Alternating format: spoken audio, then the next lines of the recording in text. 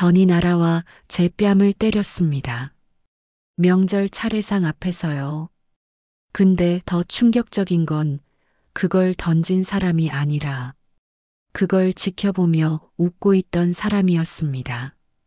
그 사람은 시어머니였어요.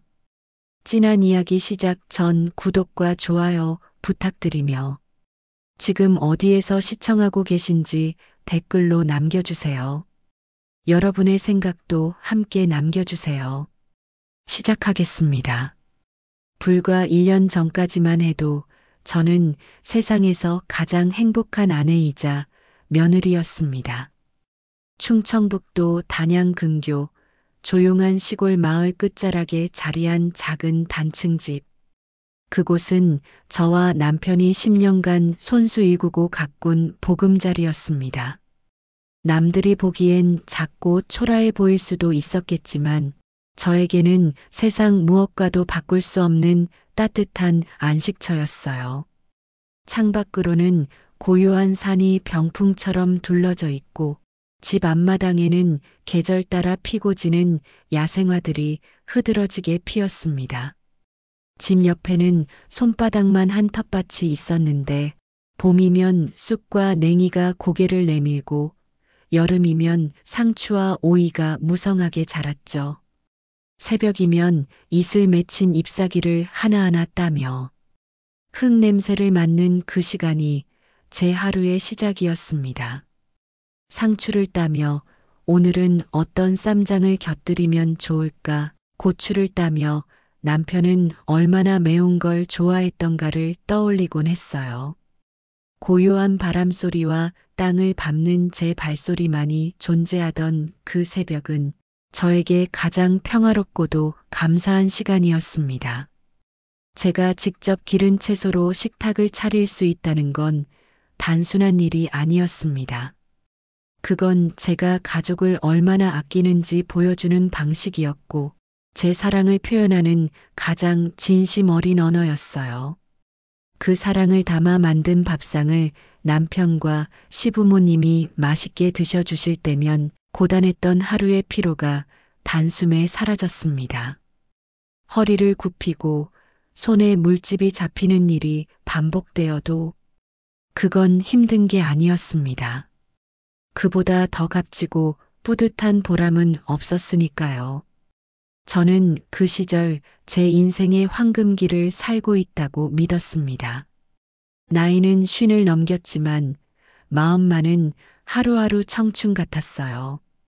누군가는 여자의 삶이 50부터 내리막이라고 말하지만 저는 오히려 그 나이에 이르러 비로소 삶의 단맛을 알게 됐다고 생각했습니다.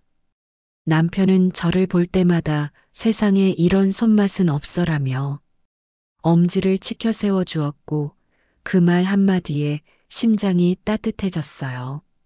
시아버님은 늘 웃으며 말씀하셨습니다. 자네가 해주는 밥은 약보다 낫구먼. 이 밥 한 그릇이면 1000만 원짜리 보약도 안 부럽네.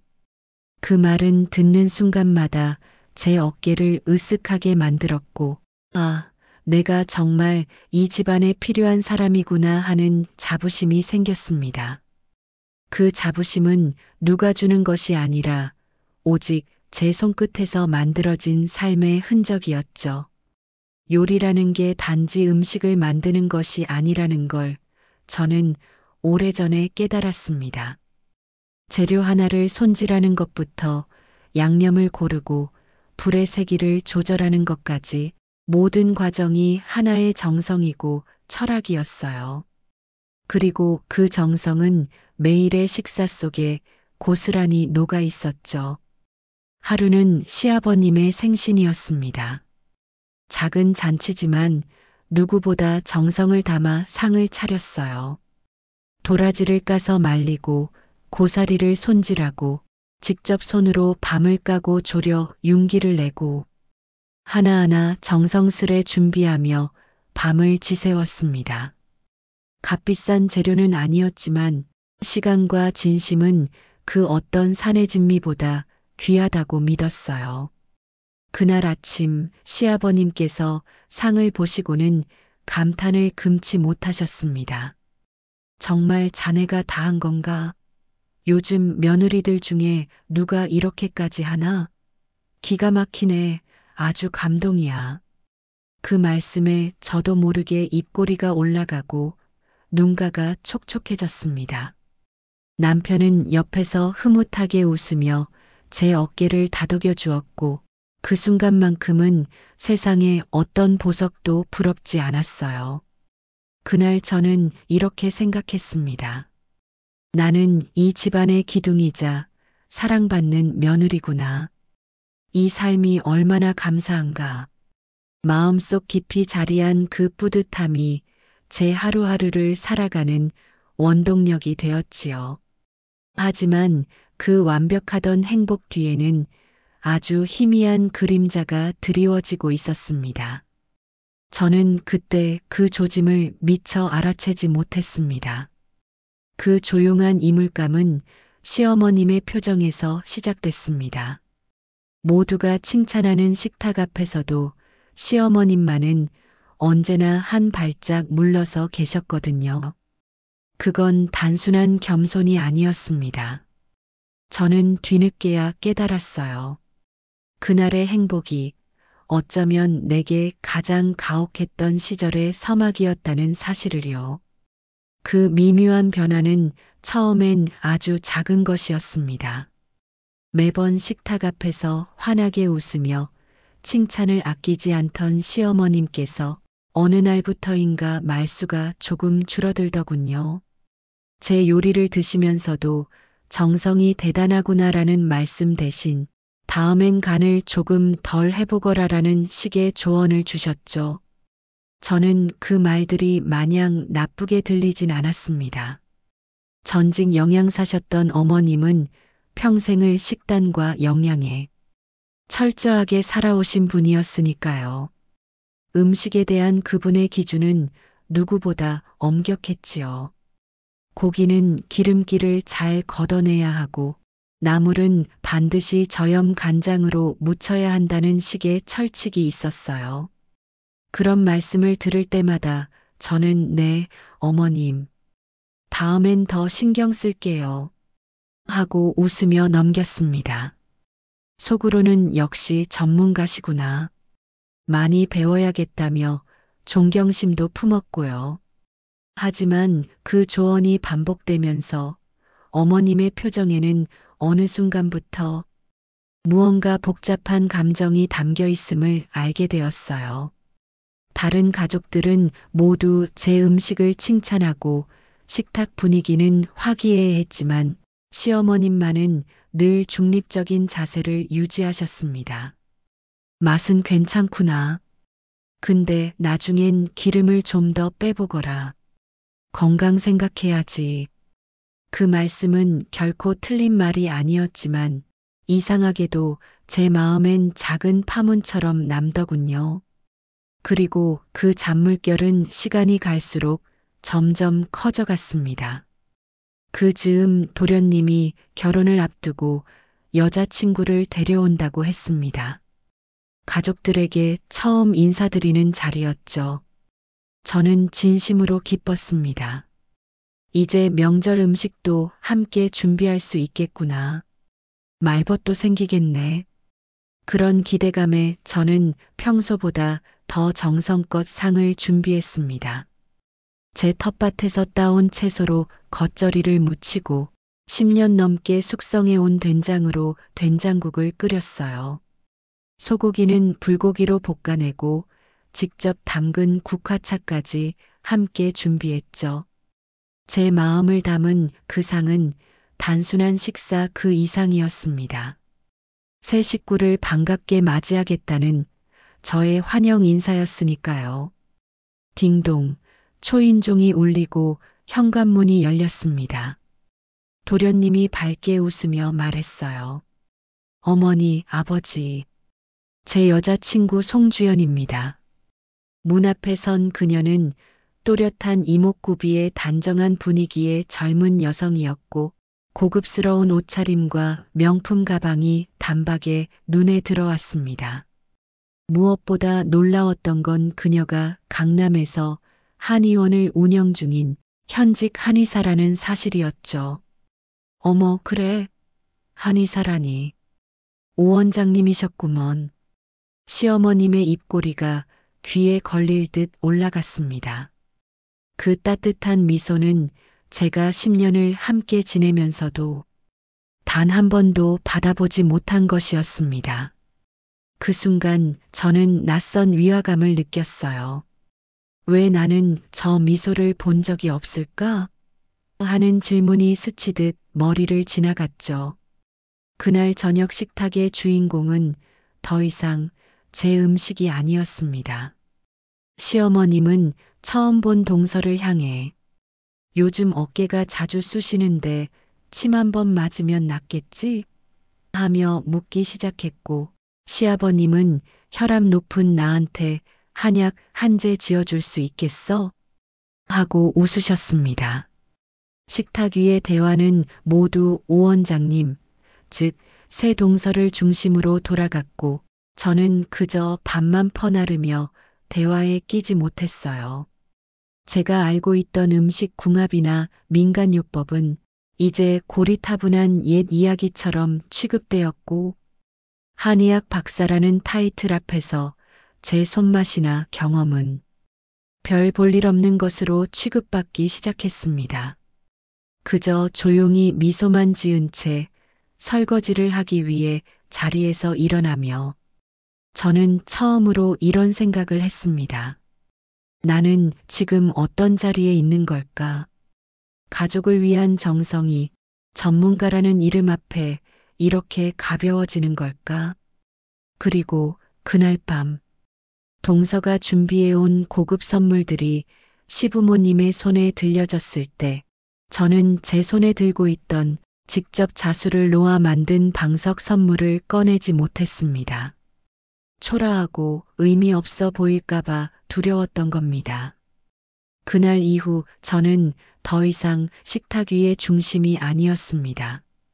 단 한 사람의 등장으로 제 위치는 조금씩 밀려나기 시작했지요.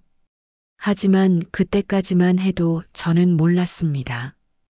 이 모든 것이 앞으로 시작될 더 큰 그림의 시작에 불과했다는 것을요. 동서가 우리 집 식구가 된 이후 집안 분위기는 눈에 띄게 달라지기 시작했습니다. 겉으로 보기엔 아무 일도 없었지만 식탁에 앉아 있는 저의 자리는 점점 작아졌고 말수도 줄어들었습니다. 명절이 다가올수록 저는 마음이 무거워졌습니다. 예전 같으면 가족들을 위한 음식 준비에 설레야 했지만 이제는 무언가 불편하고 답답한 기분이 앞섰어요. 추석을 앞두고 시어머님이 가족단체 채팅방에 글을 올렸습니다. 이번 명절은 모두 모이자. 오 원장도 명절 음식 맛 좀 보게. 그 말 속에는 저를 향한 기대감이 담겨 있지 않았습니다. 명절 음식은 여전히 제가 도맡아 해야 한다는 무언의 압박이 느껴졌고 동서는 그냥 손님처럼 초대되는 기분이었어요. 그날부터 저는 새벽같이 일어나 식재료를 손질하고 장을 보고 전을 부치기 시작했습니다. 도마 앞에 서 있는 시간보다 앉아 있는 시간이 짧았고 잠깐 앉더라도 다리가 저려 오래 있지 못했습니다.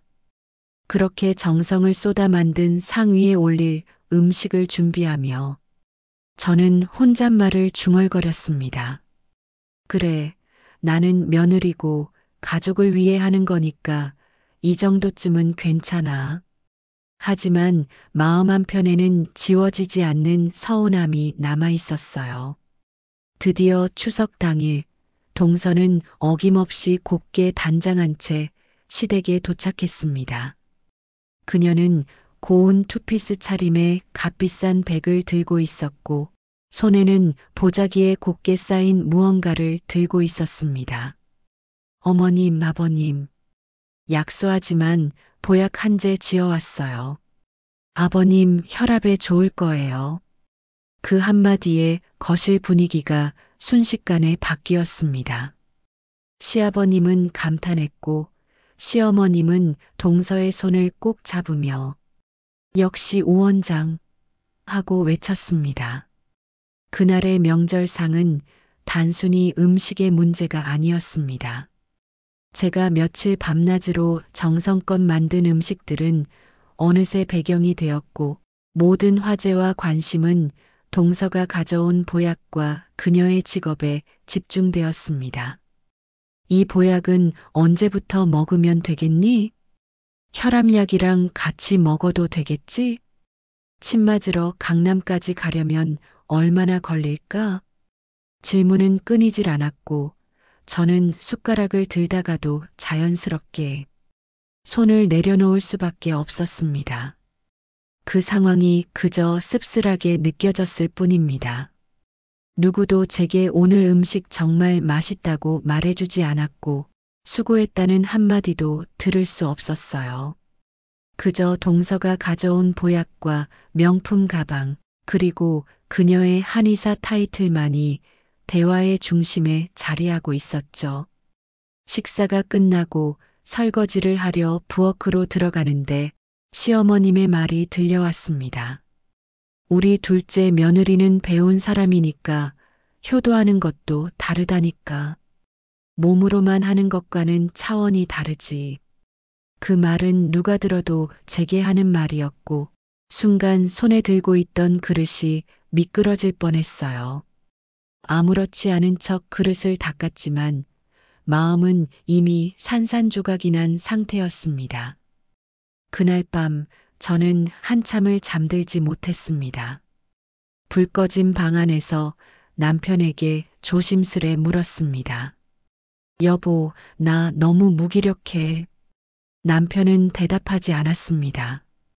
대신 어머니 원래 그런 분이시잖아. 그냥 넘겨. 라고 말하더군요. 그 말에 오히려 더 슬펐습니다. 내 편이 되어야 할 사람조차 나의 상처를 모른 척하고 있다는 사실이 너무 괴로웠어요. 결국 그날 밤 저는 마음속으로 조용히 다짐했습니다. 이대로는 안 되겠다. 나도 이제 나를 지켜야겠다. 하지만 그 다짐이 또 다른 전쟁의 시작이라는 건 그땐 몰랐습니다. 제가 버티고 인내하고 이해해보려 애썼던 그 시간들 위에 시어머님은 아주 치밀하게 거미줄을 엮고 계셨던 거였습니다. 저는 그 안에 천천히, 조용히, 그리고 완벽히 포획되고 있었지요. 그날 이후 시어머님의 태도는 더욱 노골적으로 변해갔습니다.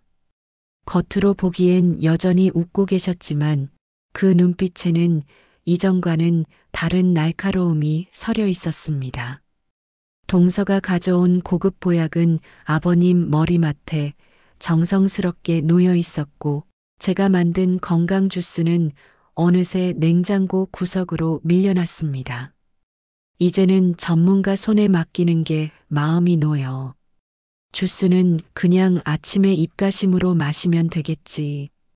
시어머님의 그 한마디에 저는 더 이상 아무 말도 할 수 없었습니다. 시아버님도 처음엔 저에게 고맙다며 주스를 꾸준히 드셨지만 시어머님의 권유에 따라 점점 보약 위주로 식단을 바꾸셨습니다. 남편조차도 그래도 동서가 전문이니까 너무 섭섭하게 생각하지 마. 라고 말할 뿐이었죠. 점점 제 자리는 줄어들고 있었고 그 틈을 시어머님과 동서가 채우고 있었습니다. 가장 참기 힘들었던 건 시어머님이 저를 향해 하는 은근한 비하였습니다. 동서 앞에서는 우리 큰애는 정은 많은데 좀 무대책이지 뭐. 좋은 며느리긴 한데 너무 감정적으로 행동해서 걱정이야. 처음엔 무심코 흘렸지만 같은 말이 반복될수록 분명한 의도가 느껴졌습니다. 제가 동서보다 못하다는 것을 주변에 각인시키려는 것이었습니다. 그리고 그 말들이 진심이 아니라 계획된 말이라는 걸 알게 된 건 아주 우연한 순간이었죠. 어느 날 부엌에서 과일을 깎고 있는데 시어머님과 동서가 거실에서 대화를 나누고 있었습니다. 문이 살짝 열려 있었고 저는 그저 흘러듣는 마음으로 귀를 기울이고 있었습니다. 주연아, 내가 너무 양보하려고 하니까 형님이 기가 더 세져. 형님은 원래 사주부터가 드세. 그 기운이 집안 분위기를 뒤틀어. 그 말을 들은 순간 손에 들고 있던 칼이 멈췄습니다. 내가 너무 순하게 굴지 마. 형님 같은 타입은 더 강하게 눌러줘야 해. 넌 한의사잖아. 똑똑하고 배운 사람이라는 걸 보여줘야 해. 괜히 형님 눈치 보지 말고 내 자리 확실히 차지해. 시어머님의 그 말은 단순한 조언이 아니었습니다. 동서를 무기 삼아 저를 공격하려는 확실한 전략이었습니다.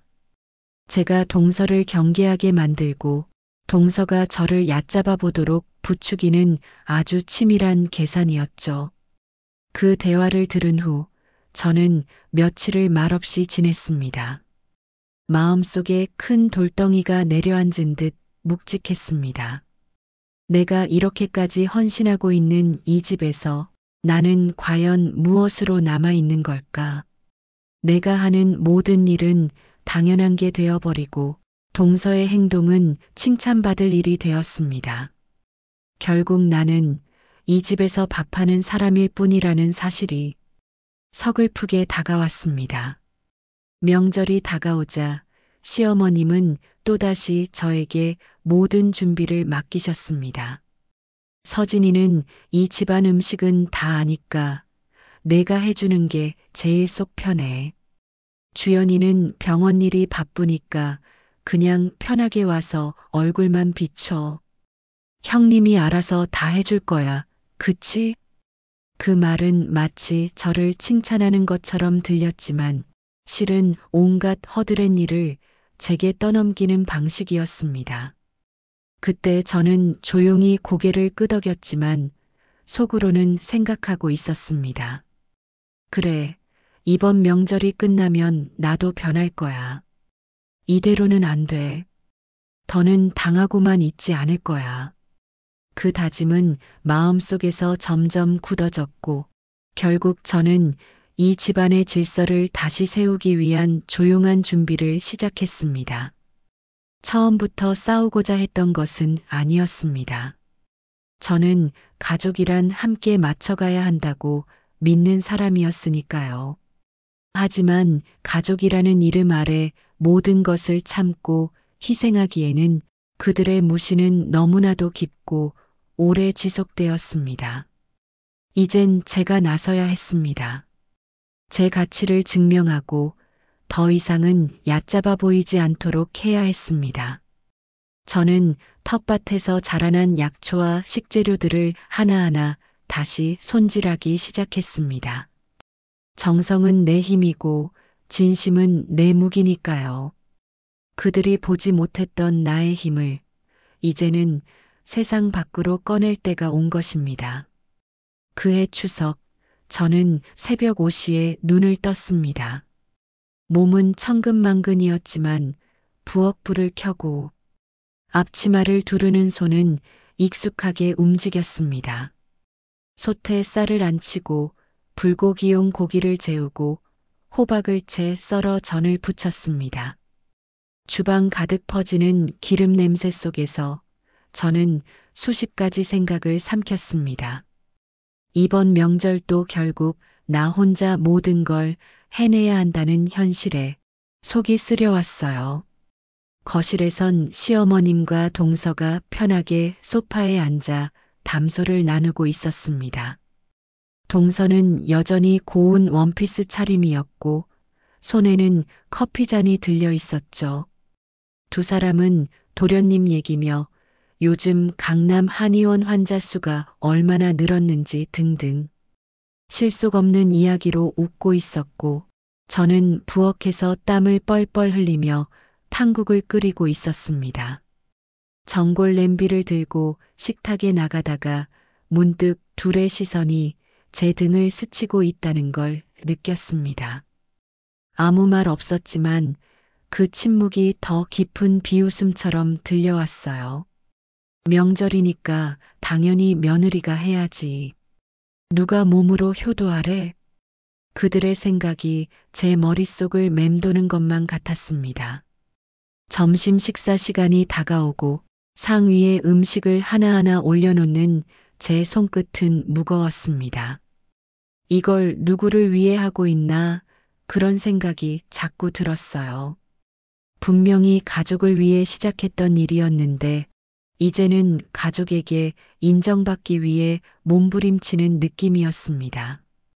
저는 그렇게 인정받고 싶었던 걸까요?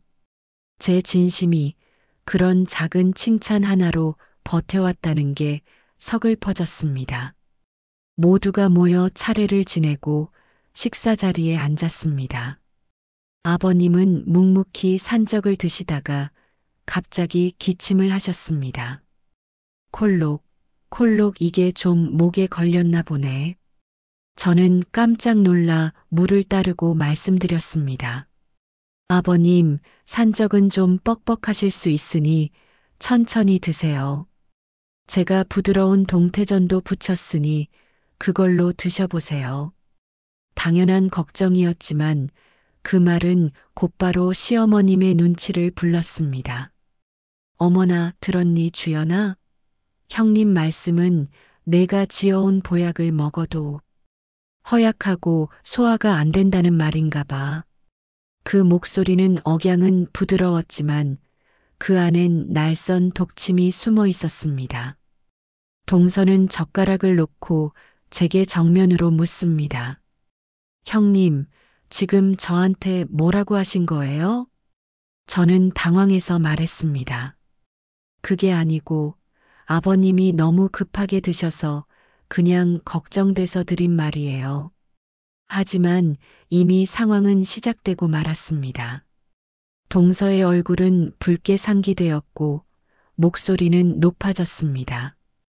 형님은 늘 그러세요.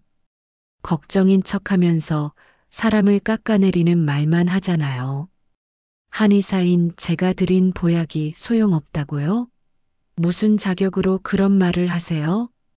그 말에 도련님이 나서서 주연아, 그건 좀 하고 말리려 했지만 동서는 이미 분노의 언덕을 넘은 상태였습니다. 그리고 동서는 그 자리에서 상위에 놓인 오색전을 집어들더니 순간적으로 제게 던졌습니다.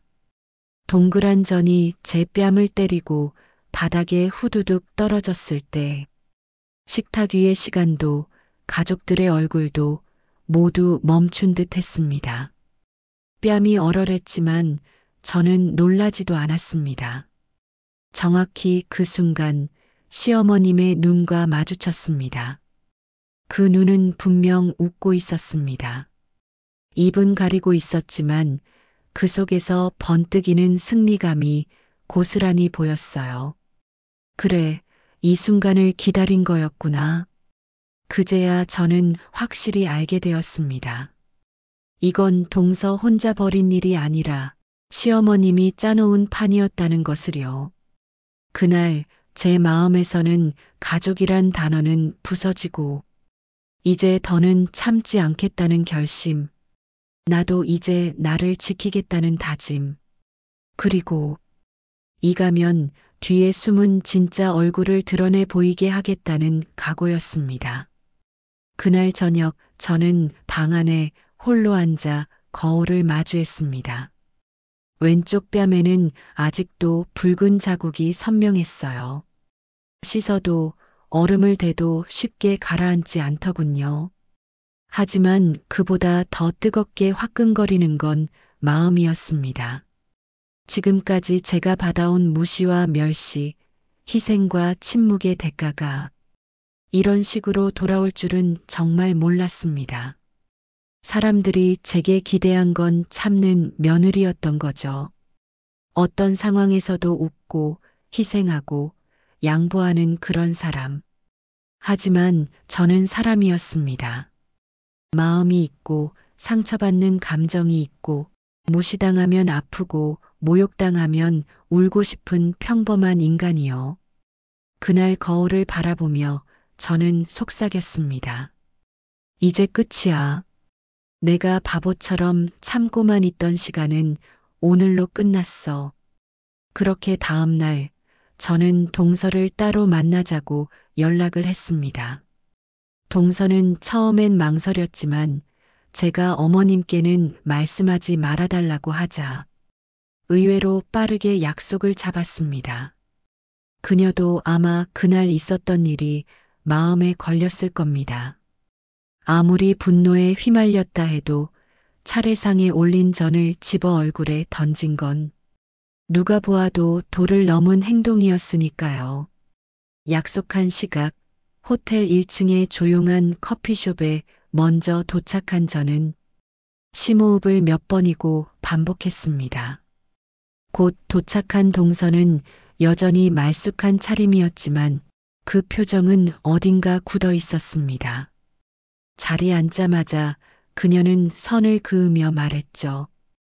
형님, 어제 일로 사과받으러 오신 거면 헛수고예요. 저 잘못한 거 없다고 생각하니까. 저는 천천히 고개를 끄덕이며 말했습니다. 그래, 동서가 그렇게 생각할 수도 있어. 그럼 하나만 묻자. 왜 날 그렇게 싫어해? 왜 항상 내 말을 비꼬고 내가 하는 모든 걸 깎아내리려고 해? 동서는 순간 당황한 표정을 지었지만 곧 다시 당당한 척하며 말했습니다. 형님이 날 먼저 무시했잖아요. 나는 처음부터 형님한테 미움받고 있다는 느낌 들었어요. 형님 눈빛, 말투 다 그랬어요. 저는 고개를 숙이며 조용히 입을 열었습니다. 맞아. 나도 솔직히 말할게. 동서가 처음 이 집에 들어왔을 때 나도 속으로는 견제했어. 똑똑하고 젊고 잘난 사람 같아서. 하지만 난 한 번도 동서 앞에서 그걸 내색한 적 없어. 그런데 너희 어머님 아니, 우리 시어머님은 달라. 동서랑 나 둘을 갈라놓고 서로 질투하게 만들고 서로 싸우도록 부추기고 있었어. 그 말에 동서가 표정을 굳혔습니다. 무슨 말씀이신지 모르겠네요. 저는 휴대폰을 꺼내 조용히 녹음 파일 하나를 재생했습니다. 그건 며칠 전 시어머님이 친구분과 통화하며 제 험담을 하던 녹음이었어요. 우리 큰 며느리 착하긴 한데 너무 드세서 문제야. 걔만 나서면 집안의 일이 꼭 터져. 그 목소리가 조용한 카페 안에 울렸고 동서의 눈동자가 흔들리기 시작했습니다. 이건 그냥 시작일 뿐이야. 동서, 너한테도 똑같은 말을 했을 거야. 그런 말 들은 적 없어? 그러자 동서는 순간 입을 다물지 못했고 얼굴이 창백해지며 이렇게 중얼거렸습니다. 혹시 모르니까 녹음하라고 어머님이 나한테도 그랬어요. 그 순간 저는 확신했습니다. 그래, 이제 이 싸움 이길 수 있어. 시어머니의 이중적인 말들, 조종하듯 사람을 움직이는 방식. 이제는 나만의 피해가 아니었습니다. 동서 역시 그 사람에게 조종당한 또 다른 희생자였던 거죠. 둘 다 같은 꼭두각시였던 겁니다. 동서, 우리가 싸운 건 서로를 미워해서가 아니야. 누군가가 우릴 갈라놓고 이용했기 때문이야. 난 이제 그 실타래를 끊을 거야. 그리고 동서 너도 이제 정신 차려야 해.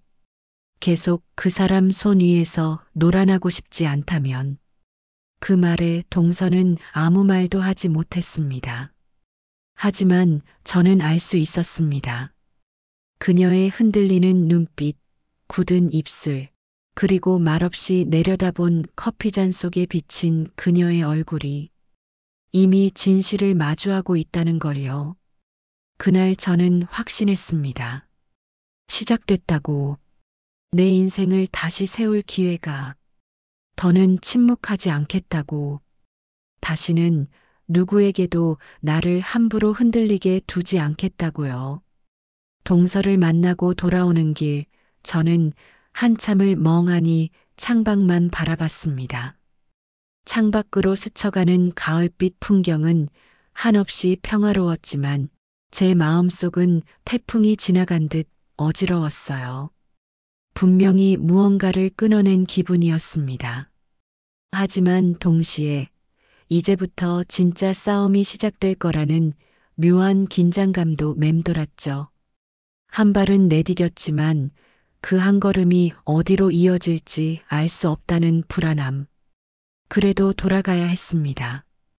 이 집에서 다시 싸워야 할 자리는 바로 거기였으니까요. 며칠이 지났습니다. 겉으로 보기엔 아무 일도 없는 듯 조용했습니다. 시어머님도 동서도 남편도 평소와 다르지 않게 행동했지요. 하지만 저는 그 조용한 평온이 폭풍 전야처럼 느껴졌습니다. 분명히 시어머님은 무언가 눈치챘을 겁니다. 제가 가만히 있지 않을 거란 걸 말이에요. 그리고 마침내 때가 왔습니다. 동서에게서 한 통의 메시지가 도착했죠. 짧은 문자와 함께 음성 파일 하나가 첨부되어 있었습니다. 형님, 며칠 전 말씀하신 거 저도 생각 많이 해봤어요. 이건 어머님이 저한테 형님 흠잡으라고 혹시 모르니 녹음해두라고 하셨던 거예요. 심장이 덜컥 내려앉았습니다. 파일을 재생하자 시어머님의 목소리가 또렷이 들려왔습니다. 우리 큰애는 착하긴 한데 머리가 둔해. 그러니까 내가 조종하기는 딱 좋아. 너는 머리 좋고 빠릿하니까 형님 약 좀 잡아두면 나중에 유용할 거야. 그 말은 제가 상상했던 것보다 훨씬 더 노골적이고 치밀한 음모였습니다. 단순히 이간질을 넘어서 처음부터 저를 함정에 빠뜨릴 계획이었던 겁니다. 저는 조용히 웃었습니다. 쓰디쓴 그러나 이상하게도 후련한 웃음이었죠. 이제 모든 퍼즐이 맞춰졌습니다. 시어머님의 이중성, 동서의 태도, 변화, 남편의 무관심. 그 모든 것들이 하나의 그림처럼 이어졌습니다. 더는 흔들릴 이유도 망설일 이유도 없었습니다. 그날 밤 저는 거실에 모인 가족 단체방에 메시지를 올렸습니다. 이번 주 일요일 저녁 7시 모두 집에 모여주세요. 드릴 말씀이 있습니다. 제 인생이 걸린 중요한 이야기입니다. 그 메시지를 본 순간 남편에게서 바로 전화가 걸려왔습니다. 무슨 일이야? 왜 갑자기 가족들 다 모이라고 해? 저는 짧게 대답했어요. 그날 다 말씀드릴게요. 지금은 아무것도 묻지 말아줘요. 그 후 시어머님도 연락을 해왔지만 받지 않았습니다. 이제는 말을 섞고 싶지 않았거든요. 이제 말이 아닌 증거로 진실을 보여줘야 할 차례였습니다. 내가 겪은 모욕과 고통이 감정적인 투정으로 보이지 않도록 누구도 부정할 수 없는 방식으로 보여줄 겁니다. 그리고 일요일 저녁이 되었습니다. 거실 한복판, 저는 휴대폰 2개를 테이블 위에 올려놓았습니다. 하나는 제가 직접 녹음한 시어머님의 험담. 다른 하나는 동서가 보낸 결정적인 증거. 가족 모두가 자리에 앉았고 공기는 무겁고 차가웠습니다. 시어머님은 여전히 태연한 표정이었고 동서는 말없이 고개를 숙인 채 앉아 있었어요. 남편은 어색하게 저를 바라보며 눈빛으로 무언가를 묻고 있었지만 저는 고개를 끄덕이지 않았습니다. 이건 나 혼자 준비한, 나 혼자 치르는 전쟁이었으니까요. 제가 오늘 이렇게 가족들 앞에 서게 된 건 그동안 이 집안에서 있었던 일들의 진실을 말씀드리기 위해서입니다. 제 목소리는 떨리지 않았습니다. 그동안의 상처가, 분노가, 눈물이 이제는 단단한 당금질이 되어 제 안에 굳게 자리 잡고 있었거든요. 첫 번째 녹음 파일을 재생하자 거실은 정적에 잠겼습니다. 두 번째 파일이 끝나고 나서도 누구 하나 입을 떼지 못했죠. 그 침묵 속에서 시어머님의 얼굴은 굳어졌고 남편은 처음 듣는 이야기들에 당황한 듯 저를 바라봤습니다. 동서는 조용히 눈물을 훔쳤습니다. 그 순간 저는 알았습니다. 드디어 진실이 드러났고 이제 이 집안의 질서를 바꿀 수 있게 됐다는 걸요. 참아왔던 시간들, 쌓이고 쌓인 억울함들이 오늘 이 순간을 위해 존재했던 것임을 깨달았습니다. 그렇다고 복수를 꿈꾼 건 아니었습니다. 저는 다만 제 자신을 찾고 싶었던 것 뿐이에요. 이제는 누구의 그림자 속이 아니라 제 의지로 살아가는 진짜 인생을 살고 싶었으니까요. 그날 저는 그렇게 첫 발을 내디뎠습니다. 제 인생을 되찾기 위한 아주 조용하지만 단호한 걸음을요. 녹음 파일이 끝나고도 거실은 한동안 아무 말이 없었습니다. 시어머님은 표정 하나 바꾸지 않고 앉아 계셨고 남편은 제 얼굴을, 동서를, 그리고 다시 어머니를 번갈아 바라보며 혼란스러워하는 눈치였죠. 도련님은 멍하니 앉아 있었고 동서는 고개를 푹 숙인 채 손을 꼬집고 있었습니다. 그 침묵 속에서 오직 제 심장 소리만이 귀 안에서 쿵쿵 울렸습니다. 그리고 마침내 시어머님이 입을 열었습니다. 그래서 그걸 왜 여기서 틀었니? 저는 단호하게 말했습니다. 어머님, 이건 단순한 불만이나 서운함의 문제가 아니에요. 사람을 조종하고 이간질하고 서로를 미워하게 만든 건 명백한 잘못입니다. 저는 그걸 이제 바로잡고 싶어서 이 자리를 만든 거예요. 시어머님은 잠시 저를 노려보다가 피식 웃으며 말했죠. 이 정도 일로 사람을 모욕하겠다는 거니? 며느리가 좀 참으면 되지. 내가 뭘 그렇게 잘못했는데. 그 순간 남편이 조용히 말했습니다. 엄마, 이건 좀 아니지 않아요? 그 목소리는 흔들렸지만 제게는 분명한 한 줄기 빛처럼 느껴졌습니다. 그동안 단 한 번도 내 편이 아니었던 남편. 모든 걸 모른 척 그냥 참아로 넘기던 사람이 처음으로 어머니의 말에 이의를 제기한 거였죠. 그 짧은 한마디가 제 마음속 깊은 상처를 조금씩 덮기 시작했습니다. 물론 그것만으로 모든 게 해결되진 않았지만 그 순간만큼은 너무나 간절했던 말이었거든요. 동서도 조심스럽게 고개를 들었습니다. 어머님, 저도 생각이 짧았어요. 형님한테 너무 심하게 했어요. 솔직히 말하면 어머님이 하신 말씀들이 형님을 그런 사람으로 보이게 만들었어요. 저는 그냥 믿었고 그대로 행동했어요. 미안해요. 진심이에요. 그 말에 저는 눈을 감았습니다. 용서하겠다는 생각은 아직 없었지만 그녀의 솔직한 사과에 마음 한구석이 무너지는 듯 했어요. 그녀도 결국 누군가에게 조종당한 또 다른 며느리였을 뿐이라는 걸 저는 누구보다 잘 알고 있었으니까요. 저 역시 그 자리에 오래도록 있었고 그 자리가 얼마나 외롭고 서러운지 잘 알고 있었거든요.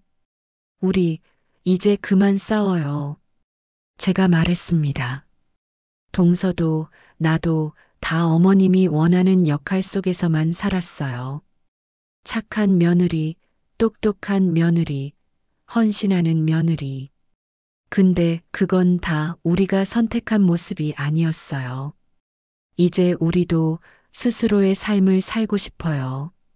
시어머님은 아무 말 없이 일어났고 자리에서 조용히 안방으로 들어가 문을 닫았습니다. 그 문이 닫히는 소리를 들으면서 저는 알 수 있었어요. 그분에게는 변화가 필요하지 않았다는 것을, 자신의 통제 아래 움직이는 세상이 무너지는 걸 끝까지 받아들이고 싶지 않았다는 것을요. 하지만 상관없었습니다. 이제는 제 인생을, 제 감정을, 제 목소리를 다시 빼앗기지 않겠다고 결심했으니까요.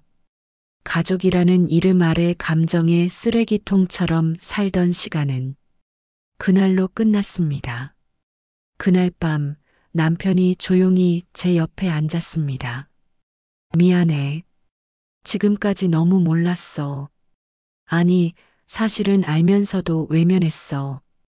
엄마는 원래 그런 사람이니까 그냥 그러려니 하고 살자고 했던 것도 맞고. 근데 이제는 나도 너 편 들게. 그 말에 저는 참았던 눈물을 흘렸습니다. 단순한 감정이 아니라 묵은 독소가 빠져나가는 느낌이었어요. 이제야 비로소 내 인생의 균형추가 조금씩 바로잡히고 있다는 걸 느낄 수 있었죠. 그렇게 우리 가족의 관계는 서서히 바뀌기 시작했습니다. 완벽하진 않았지만 가장 깊었던 균열에 드디어 빛이 스며들기 시작했거든요. 상처를 인정하고 말로 꺼내는 것만으로도 치유는 시작된다는 걸 처음으로 알게 됐습니다. 그날 이후 집안의 분위기는 분명 달라졌습니다. 표면적으로는 큰 소리 한 번 나지 않았고 시어머님도 다시 예전처럼 함부로 말하거나 명령하지 않았습니다.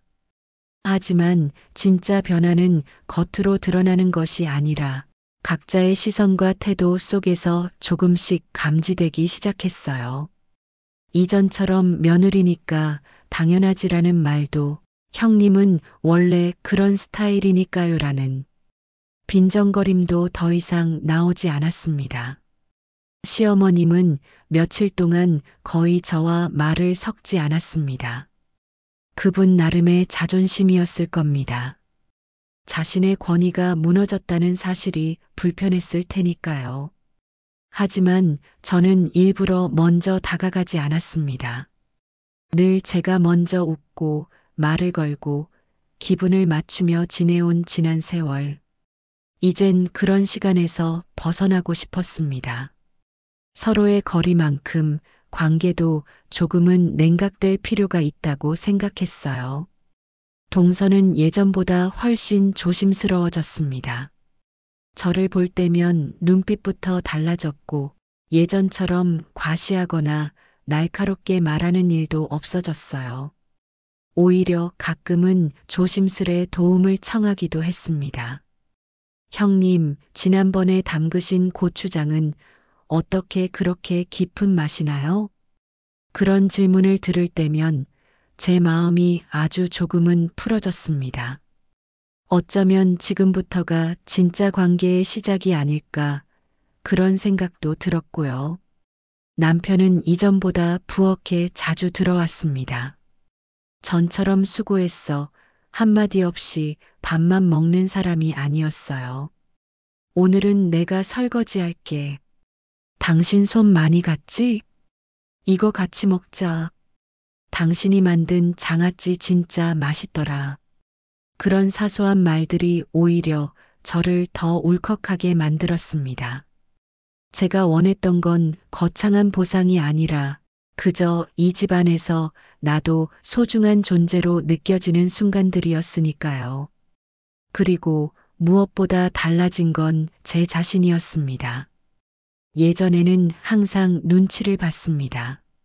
시어머님의 기분, 동서의 말투, 남편의 표정까지 하나하나 마음에 담고 상처받고 스스로를 작게 만들었죠. 하지만 이제는 그렇지 않았습니다. 누가 뭐라고 해도 쉽게 흔들리지 않았고 내가 얼마나 소중한 사람인지 내 손끝에서 탄생한 정성과 삶이 얼마나 큰 가치인지를 스스로 믿을 수 있게 되었어요. 저는 텃밭으로 향하는 시간이 더욱 소중해졌습니다.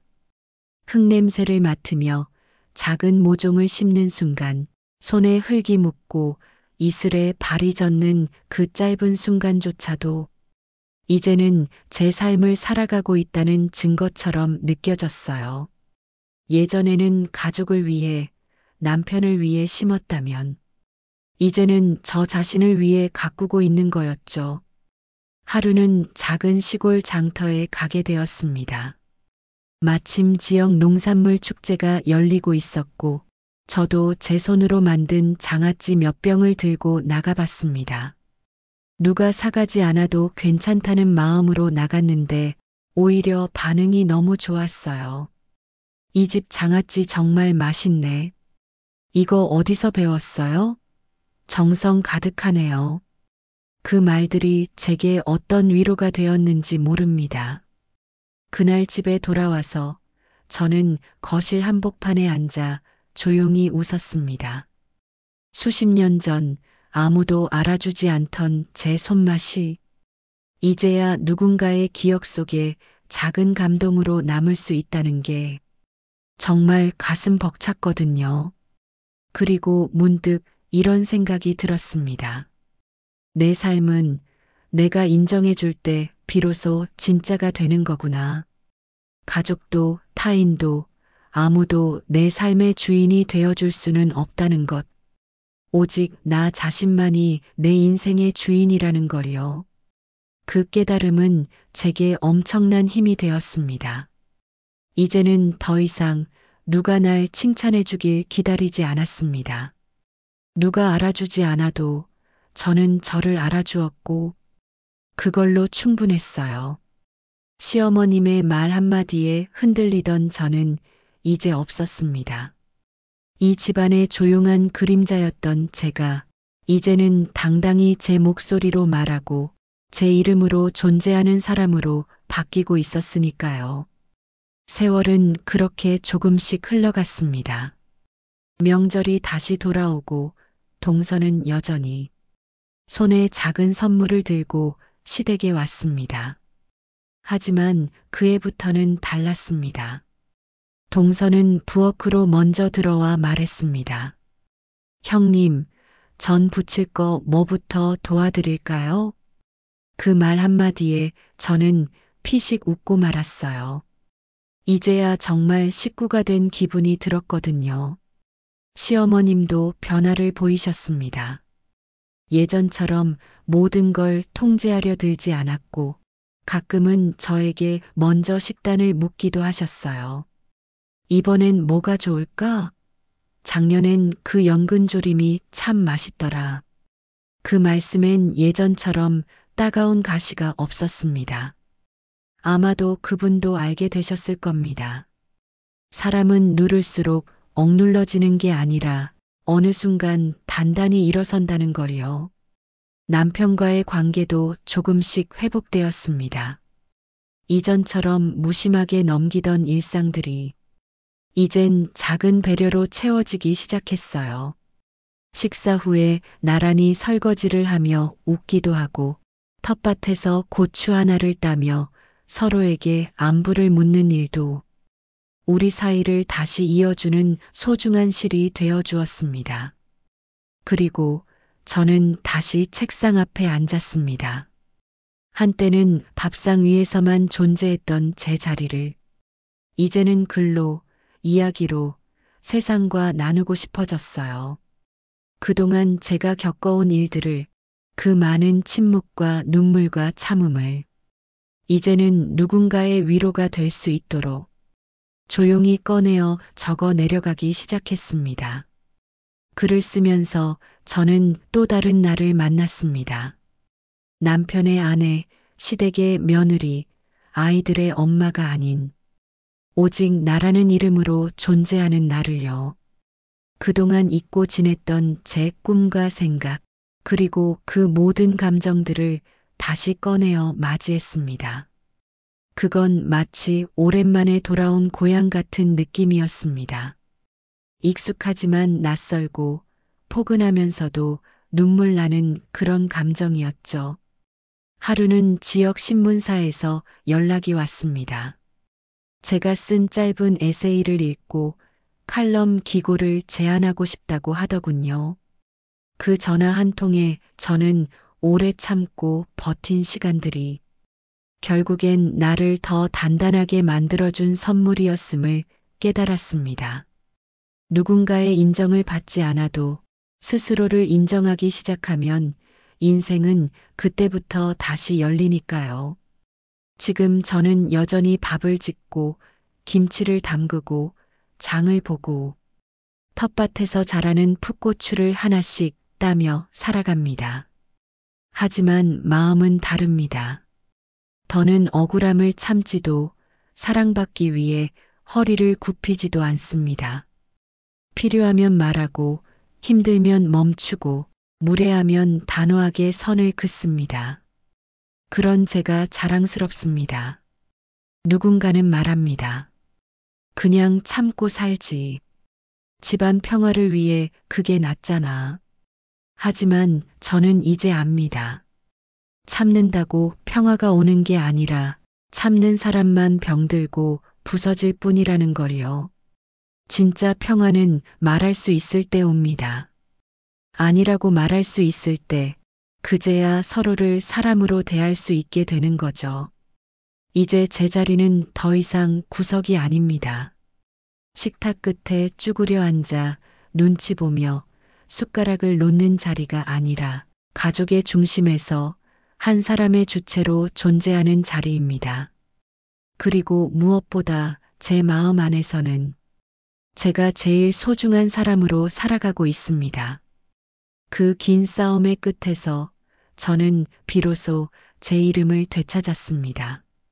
이제 저는 누군가의 아내, 며느리, 엄마가 아닌 나로 살아갑니다. 조용하지만 단단하게 그 누구의 그림자에도 가려지지 않는 제 삶의 주인으로 오늘도 다시 하루를 시작합니다. 진한 이야기는 이렇게 마음에 오래 남는 진짜 사람 사는 이야기를 전해드리고 있어요. 혹시 다른 사연도 궁금하시다면 구독과 좋아요 부탁드릴게요. 알림 설정까지 해두시면 다음 이야기도 놓치지 않으실 수 있어요.